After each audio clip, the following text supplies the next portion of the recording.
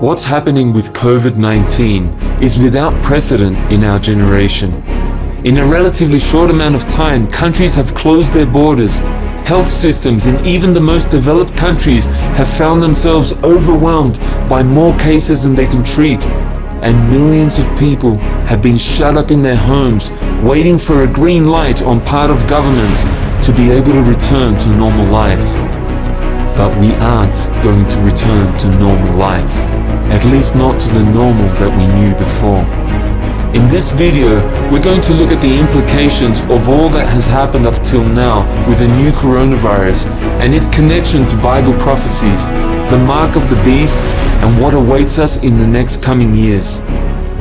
While false prophets of the religious system promised prosperity, health, and all types of success for the year 2020 and made their followers jump for joy for all the good that was going to come, none of them imagined that God had other plans.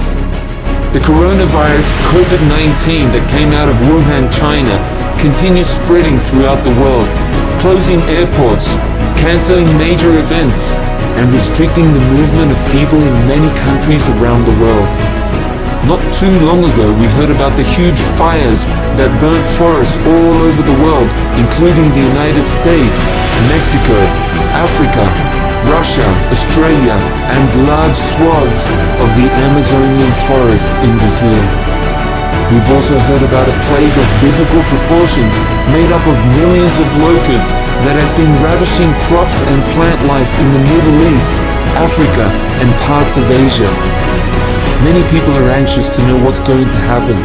Many are asking if we are already in the last days, if the apocalyptic trumpets have sounded, if the 4 horsemen of the apocalypse have been released, if the great tribulation is about to start, and if that means that the rapture could occur at any moment.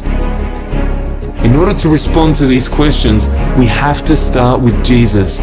He already gave us serious warnings about the end times. In the chapters of Matthew 24, Mark 13, and Luke 21, we hear what Jesus says is going to happen during the last generation before his return.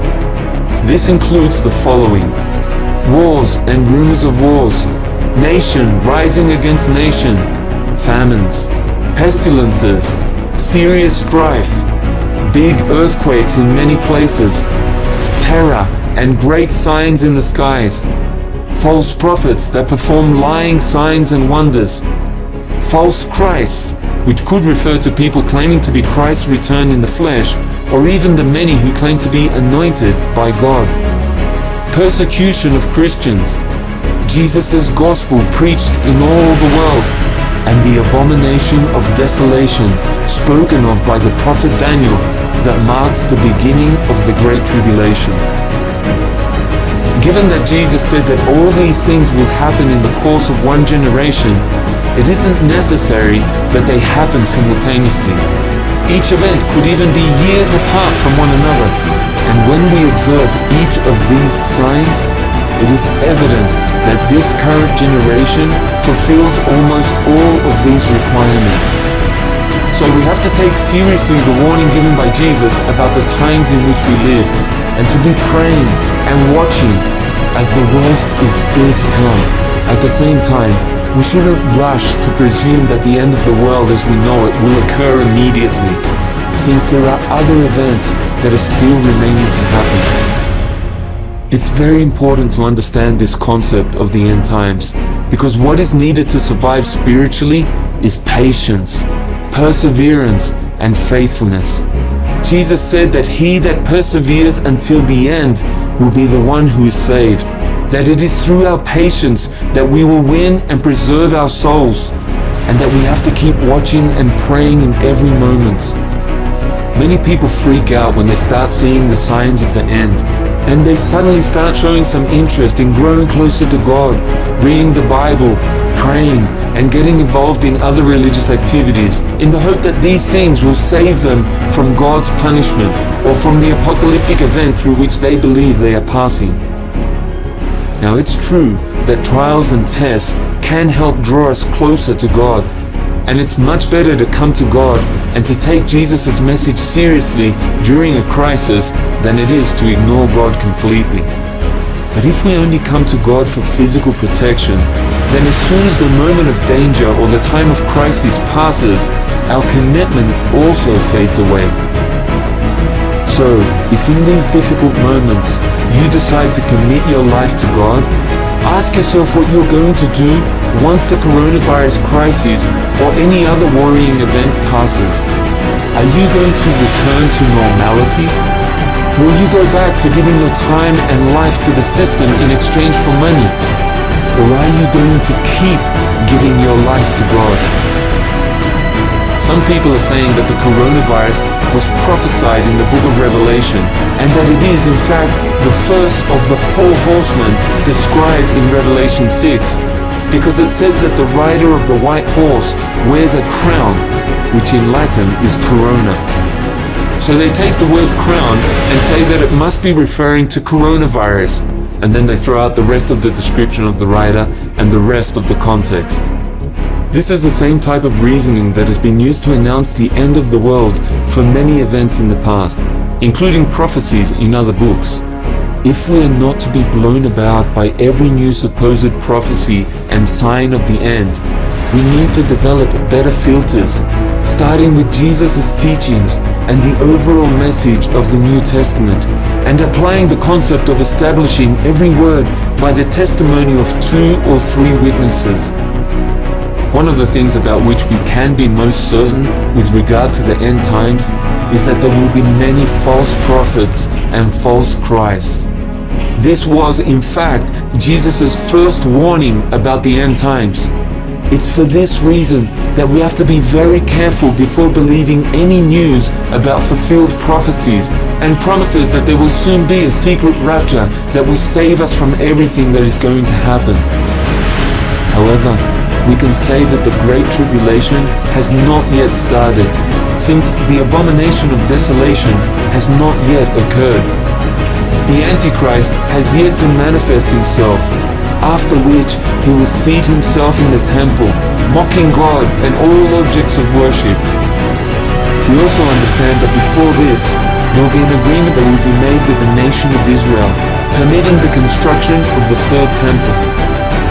So please understand the following: there will not be a secret rapture before the Great Tribulation. It is a false hope. Jesus is clear that he will come back for his chosen ones after we have gone through the Great Tribulation. Don't believe anyone that offers you an easy way out, or that tries to convince you that Jesus has already returned secretly and wants you to be part of some new religious organization on the basis of their false Christ. But we are definitely in significant times. The significance of the coronavirus has more to do with the changes that we are experiencing on a global level with respect to growing cooperation between nations and making refinements to how they are all able to work together while battling this illness. China, where the virus came from, is apparently showing that a totalitarian style of government is much more efficient and effective for resolving drastic problems than democratic countries like Italy, Spain, and the United States, where the virus is causing great problems and will end up infecting many more people than were infected in China. It may be that China is covering up the real figures, but it has definitely instilled in people's minds that their authoritarian approach is the right one, and as a result, we have seen many countries follow suit. Perhaps what will be most affected by all these measures that are being taken to prevent the rapid spread of the virus is the global economy. The entire system is based on production and consumption. Due to this current slump in production, people have less possibilities to generate an income in order to be able to buy more things, and thus lubricate the wheels of the machine. China has apparently been able to manage the situation, and its economy has not suffered so much as a result. Now that the United States is exploding with coronavirus cases, it has to look at how its economy will be affected in the long run, and it may be that China comes back from this even stronger and continues growing in power and overtakes the United States. The International Monetary Fund has now announced that the global economy is in recession, even worse than what it experienced in the year 2008 and 2009. And they said that they're going to take new measures to improve this situation. Now everyone is seeking not only to resolve this situation, but how to avoid it happening again. It's an opportune moment to present a new global political economy that assures economic prosperity and stability for everyone. There is already growing talk about the need for a new economic world order that will bring stability to all. Without a doubt, we will start to see more pressure towards a cashless society, a more united international political body, and greater determination to implement measures of control. Artificial intelligence, a database of biometric identification for all the citizens of the world, and the use of RFID microchips will play significant roles in this new post-coronavirus world that is soon coming. On the other side of the coin, the religious hypocrisy and stupidity which is so clearly manifesting at this time will continue to lead to a general disdain towards everything related to God, until the Antichrist himself can finally mock all that represents faith and worship, sitting himself in the temple and making himself pass as God, demanding that everyone abandon their superstitious beliefs of the past and recognize only him and artificial intelligence as the only objects worthy of worship. We are in very significant times. Now is the moment to take Jesus' message seriously, to draw closer to God, and to learn to listen to and obey Him. But it has to be a commitment for life. It will serve us nothing to draw close to God now out of fear of the virus, only to abandon our commitment to Him when the social distancing restrictions are removed, a vaccine is available, and the world continues to eat, drink, marry, buy, sell, and build like before, all in service to materialism.